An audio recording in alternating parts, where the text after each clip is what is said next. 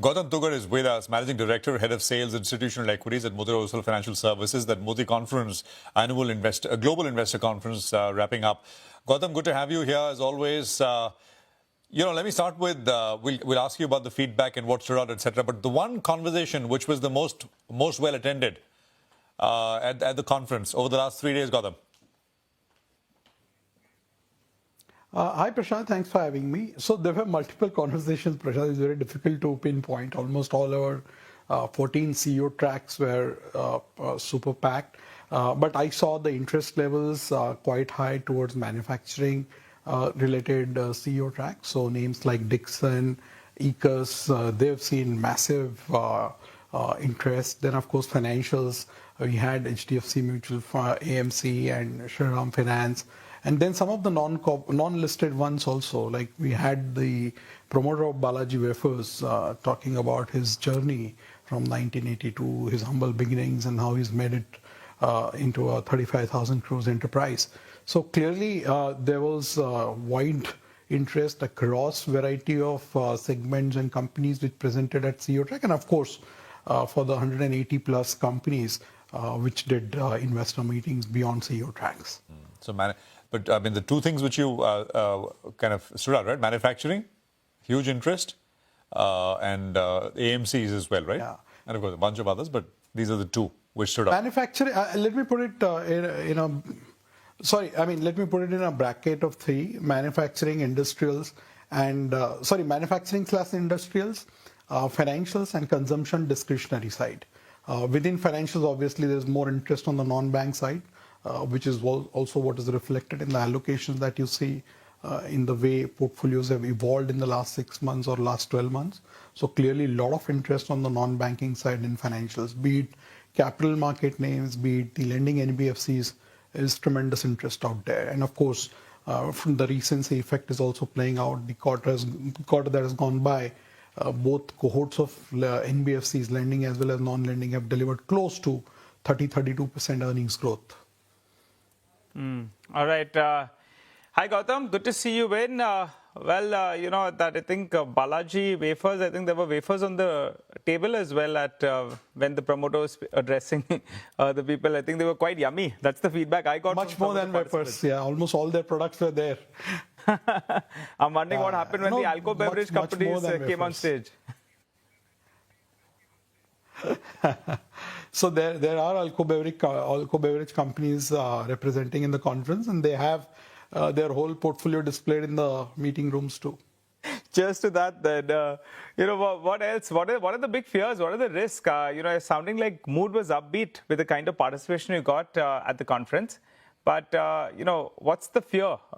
It seems that earnings are coming back. Flows are coming back. In fact, my colleague Horma just put out a BOFA survey that says India is actually slipping in the rankings. So sentiment isn't good, but it appears fundamentals are at least appearing to come together. So what are the big risks? So clearly, Nigel, fundamentals are improving both on macro and micro side. As you mentioned, the corporate earnings season was pretty good too. Again, I think the fear is more on the global side, which is geopolitics, crude oil, how things shape up on the AI front, regional AI trade, the usual fears that we have known for the last 6-12 months. What has changed at the margin for India is clearly we have seen some improvement in macros, and earnings growth is making a comeback after 2 years. That is what is there in your control as an investor. You look at bottom-up ideas. There are a lot of ideas which are doing well, which have reported good set of numbers, have good growth visibility, and they're guiding for very good FY27, FY28. From a top-down perspective, if you focus only on index, you will see disappointment written all over it, because Nifty has now virtually gone nowhere in the last 2.5 years. And clearly, from a Nifty 50 perspective, companies which are representative or constituents of Nifty 50, there the growth has been slightly subdued, especially segments like consumer staples, segments like IT or big pharma. So index is not giving you a true picture of the underlying sort of action that we have seen in the non-Nifty index. So if you look at Nifty 150, Nifty 250 small cap, clearly there is a lot which is happening. And its story, and like we had discussed in our previous conversation also, the story is clearly beyond the top Nifty 50 names and maybe even top 100 names, because segment after segment, cohort after cohort, you are seeing growth getting divergent. in the same space, there are companies which are representing or demonstrating 10% growth, and also companies which are delivering 30% growth. So clearly the multiples which are available in the market are at the two extremes. What is not growing about 10, 12%, there is absolutely no floor on their P. Some of the very high profile blue chip names have made new lows today. And similarly, companies where the growth is upwards of 25, 30%, I think in the short term, at least, I don't see the investors are ascribing any cap on the P. So this divergent nature of the market with different segments, different sectors, and even within the same sector, the dispersion in earnings and consequently the multiples is quite high. Absolutely. Gautam, just if you want to weigh in on some of these are individual names, right? But if you've heard anything or if you've got coverage on the research side, there's Shiprocket, right? It's rocketing up 35, 36%, which is listed today. We had Milky Mist, again, I mean, a consumer business, but I mean, the chatter around when the time the IPO came was it's too expensive. It's a limit up on day two as well. Indomim is almost doubled, right? Manufacturing. Leap India is another one. I mean, these are all kind of newer. Okay, Milky Mist is perhaps not that new in terms of the segment it belongs to, but a fair bit of excitement around these names. I mean, if you want to just weigh in on any or all of these.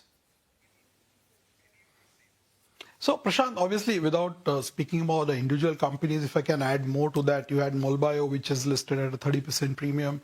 You had Doot Transmission, which listed on Monday and has been going up every day since I think the stock is up 40, 45% since the IPO price. So clearly, the money which is getting rotated from the existing names in some of the indices and moving into new areas. Some of them, obviously, as you rightly said, they are not new, but clearly the growth visibility is what is driving the capital. And which is where you are seeing some of these new listings, not so recent listings, or even the ones we just listed, they are demonstrating that kind of an interest. And I think the interest in the IPO market has come back after some time. We had a pretty much dull period from November 25 to May 26. So the primary market has heated up again in the last 2-3 months. And clearly you are seeing a lot of supply coming through, not just through IPO, but even through QIPs, promoter blocks, PE blocks.